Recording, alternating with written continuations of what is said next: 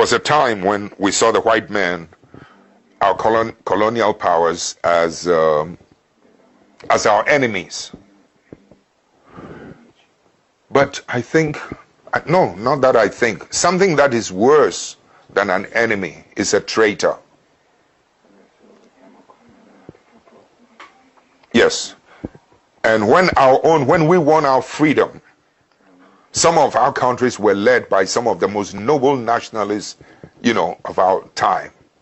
But at the same time, with the passage of time, some of them became treacherous and rather betrayed our aspirations. In effect, what I'm trying to say is that as bad as an enemy can be, I think something worse than an enemy is a traitor. We've ended up evolving in the process of trying to modernize. We've ended up being westernized to the point where, as I sit here before you, when I wanted to even name my children African names, heroic names, I'm a Catholic. The Catholic Church, or that character, back at home, said, no, I cannot. They'll have to be Catholic names. I mean, those Catholic names are European names. I went through an argument with this priest, and I said, listen, I have a right to my identity. Don't take away my identity. Okay?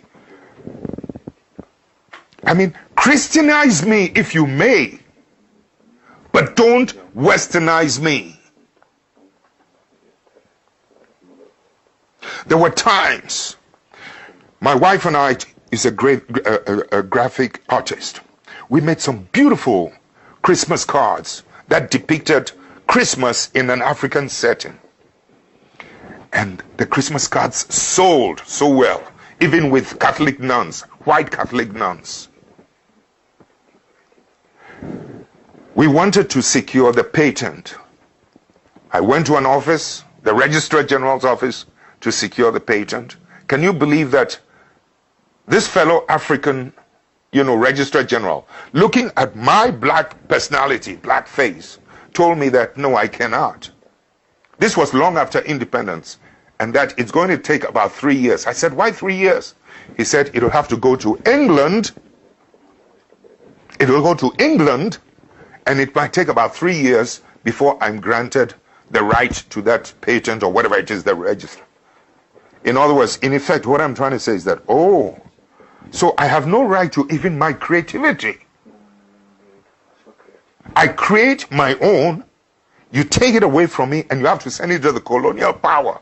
3 years later, when they have reproduced it, and I have no more right to it. So as an African, when you're talking about democracy, etc., let's put it aside. Let me bring you to the current modern situation. We end up with injustice. We end up with corruption. We end up with poverty. We end up with the worst possible things. We end up with the image. I don't have to tell you the image that you have in Africa. I don't have to tell you. Please, I know the potential of humanity. So when you're talking about the effects of some of these things, sometimes, these superpowers must learn to accommodate and to live and to accept patriotic leadership, patriotic citizens. Too often, they're happier with people who are not patriots. But if the media, especially in America, for instance, could give you both sides of the story as pertains to foreign policies and foreign actions, you will bring so much pressure to bear, because you still live in a world with the capacity and the ability to be able to influence your presidents. You can impeach your presidents like in America. So you as a people still have power, unlike us.